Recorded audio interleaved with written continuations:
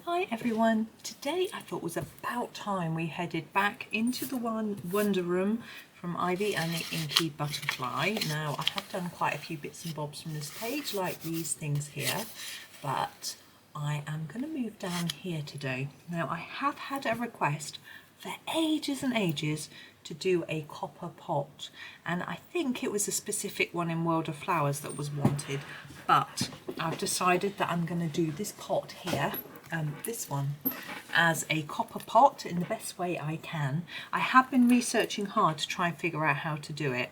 I've got Helen Elliston's book and she's got a steampunk copper item which she does, so I've had a look at that as a sort of help for me. It does use the copper pencil from the Prismacolor set, which I do not have.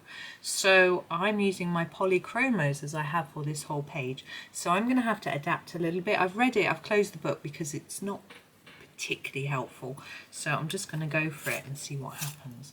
So the difference between gold and copper is really the orangeness of it, for want of a better word. So I'm going to start by using an orange. This is, trying to do it so you can see, this is the Cadmium Orange, and here's our pot. So we're going to make a start. Now I am going to leave some areas white. Always with a metallic colour, it's good to leave some white areas because then it implies that it's shiny. So I'm going to leave that bit white, can you see? So I'm layering up a little bit here and a bit lighter towards that white area. I'm not doing too much yet because we're going to get into it as we go. So this top of the handle, again, I think it's going to be darker down here and might just be a touch on each side. I think the light would definitely be hitting there at the top. We're sort of doing I'm sort of making the light that it comes straight on and straight down, which it doesn't, but you know, it makes it easier for me. So here for the lid, we're going in with more layers on the edge and less towards the middle. You can already see it almost looks a little bit shiny, but we're going to be adding a lot more colour because obviously we don't want it to look orange, but I'm just using this as my base. So then we're going in on the edge darker and lighter towards the middle. Now some people, I think I said this quite recently in a tutorial, do their shine and their darker areas sort of more randomly across the pot. I find that a little bit difficult to do, to make it look right. Sometimes it just looks like I've made a mistake and put it in the wrong place. So I just take it naturally towards the middle, and for me it just seems to work. But as I say, other people do it in different ways. Okay, so I'm leaving that, it's a bit stripy this, we'll fit in a few of those bits. But we'll be going back in with more layers, so I'm not going to worry too much. With the handle, trying to do it so you can see, so it's a bit shadowy, but my hand's not in the way at least. So it's going to be darker under here and lighter towards the top of it. And a little bit darker here where it's near the pot as well. Now in here it's going to be dark because that's the inside. Okay, now I'm going to leave that for a minute, so just pop our orange to the side. I'm going to grab our very dark colour. I'm going to use the burnt umber. Let me try and put it in a place where you can read it. No, there, like that. No, there, no. Come on, pencil. What about if I, oh there you go, just about to see it, burnt umber. Now I've got a new burnt umber pencil rather than my little baby ones that I've been using. I've still got my babies, they're not completely used up, but it's a little bit easier for me on a video to be able to see the name of the pencil. So we're going to put some shadows in. So try to graduate that colour. So I want it dark where it hits the pot and less as you move away, like that. We are going to go back over with some orange in a bit. I've got a different shade as well. I just put the base orange down just to give me some clues as to what I'm doing, to help me think I'm not going to go too mad with this. There we go, a little bit on there and there. Now I'm thinking this is a sort of brim and I think it would stick out. So we would want a little bit of shadow there and quite a bit under here. Now what I find helps a little bit with shadowing is to make it a little bit lower at each end, and somehow it seems to work. We're also going to shadow under these teardrop shapes as if they're sticking out. I haven't actually coloured them yet. I really should have popped a bit of orange on them, but we can worry about that in a minute. We're going to go down the edge of the pot a little bit. I'm not going to do it too dark. And the same here. I'm holding my pencil quite a long way down and at an angle so I can get a lighter application of colour. Okay, I'm going to put a little bit more on. Almost wasn't worth doing. And here we're going to have more depth of shadow where these items in front are casting a shadow on the pot. So we'll just fill that in a darker line and then sort of fade it up by doing this little circular movement, you see? Okay, now with this spout, again it will be darker underneath. I should put my arm around the top like I did before, so it shades it, but you can see it. So I'm just putting a light layer, build that up a little bit, and just put a little bit along there, just a little bit. Sometimes I like to put a tad down the top, and we're going to put a fair bit in there, where we said it would be dark inside. Okay. Now I'm going to get what I would call a transitional colour. I can't even speak. So this is the burnt ochre, I think it is. Hang on. Can you see that burnt ochre? It's really hard to read, isn't it?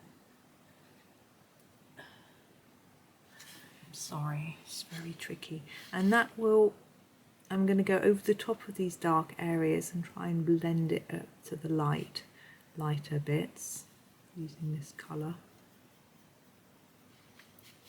So we haven't got these sort of thick lines where the colour just stops.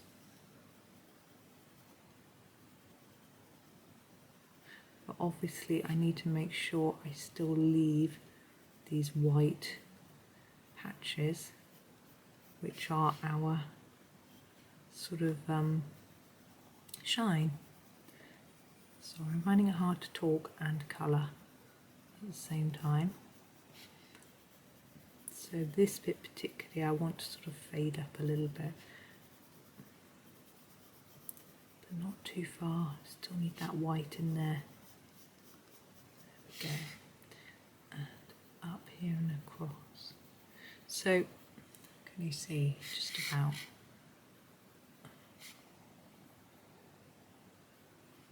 So if you're applying this you can apply this centre bit technique to any pot, and the handle, any pot's got a handle, and you can use this technique with any colour. So you can use 3 shades of anything to get this sort of shiny effect. So I'm back in with my orange now. This is my Cadmium Orange that I've been using. I'm going to go over the top of everything and trying to blend it all together, and it will also hopefully change the colour a little bit. I need to go over the top of these now, and what I want them to be a little bit darker at the bottom, like that. Now if they're not standing out enough, which I don't think they are, I'm going to go back in a minute with the darker colour and adapt that.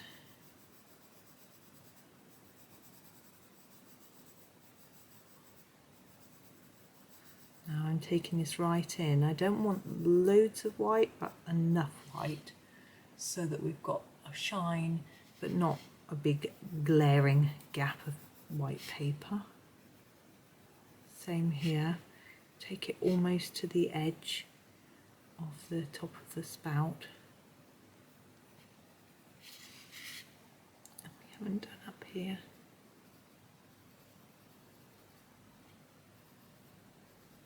Now if you accidentally colour over and you haven't left the white, you can use a white pen to fill in that detail. I not always find it isn't quite so effective sometimes, but you know, it's worth having a go. Now those these little teardrop shapes aren't quite looking right to me. I'm going to go in with the burnt ochre colour. Oof.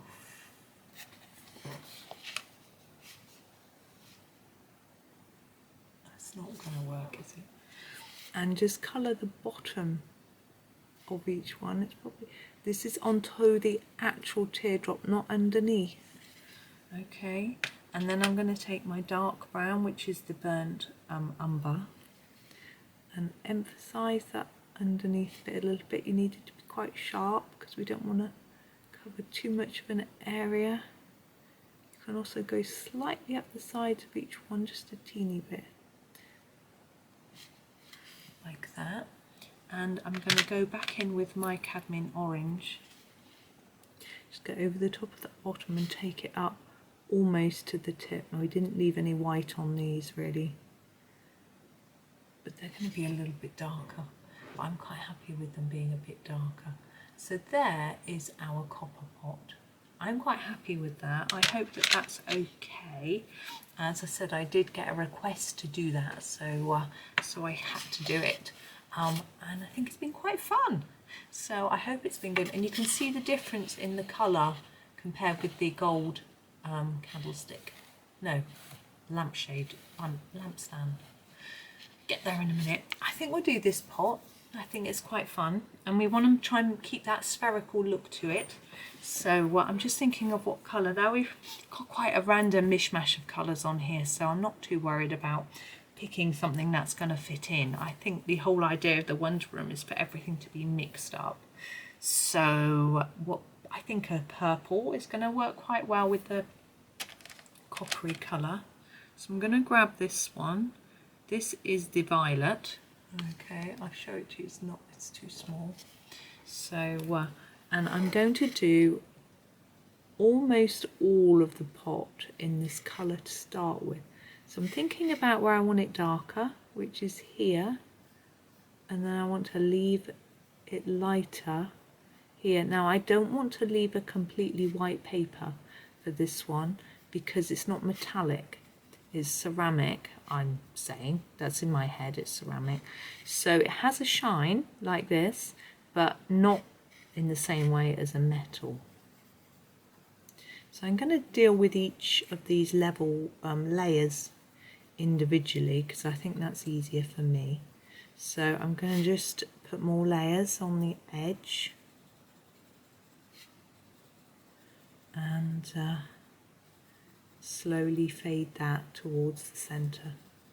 So we're going to have our lightest part down the middle like we often do. It just makes it simpler.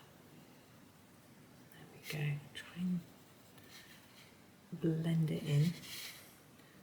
Now blending is quite an interesting term, and shading. I think they're easy to confuse. Now in my head, I'm not saying this is right, blending is actually when you mix two colours together. So when I said about blending that's darker than that. So I was talking about getting an even transition, which I haven't achieved. But it's okay because I'm going in with another colour later, so I'll worry about it later.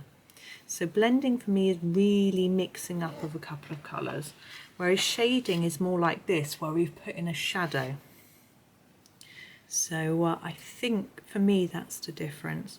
So I've had someone ask me for help with shading, and I wasn't quite sure. So if you want some help with something like that and you want to leave a comment on the video, that's fine, but be very specific. So say, I want to be able to learn how to do shadows, I want to learn how to make something look rounded, I want to learn how to mix two colours together effectively. If you can use a really specific description rather than just saying shading or blending, because in my head I get a little bit muddled up. So I think you can help me out. So hopefully you can see what I'm doing. I'm just trying to make it a little bit darker on those edges compared to the middle. And it's been quite straightforward so far. So I haven't done much there. Just going to pop a bit in. I have been wondering what this is. But anyway, it looks to me like a, what are those things you cook? A tagine. It looks like a tagine? Is that how you say it? I don't know. Anyway, now this is the blue violet. I'm not sure how well that can be seen. And we're going to use that for the edges to make it look a little darker. So I'm going to go right in here, do you see, and then less towards the centre.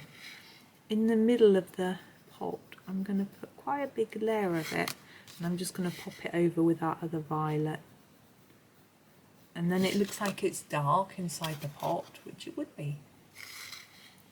So we've got this edge to do, so I'm not going to go in massively dark, but the idea is to just colour it up a bit so we've got more of a contrast. And here we've got a bit more space on these, so it's a little bit easier. So put down quite a few layers here. See, I'm working back and forth over the same bit, and then less as we go towards the centre. The same here. I've been waiting in today for 2 parcels, which has been nice. One of them I bought something for my husband for Christmas. I'm not going to reveal because he might be watching. He doesn't normally, but you never know. And I did a boo-boo, or messed up, and ordered on Amazon, and just put buy now, click. And I didn't go through the whole checkout process, and I didn't think about it. I was in a rush, and it just did express delivery, and I got it the day after. Now today is the 4th of November, and this video is going out on the 6th or 7th, I think.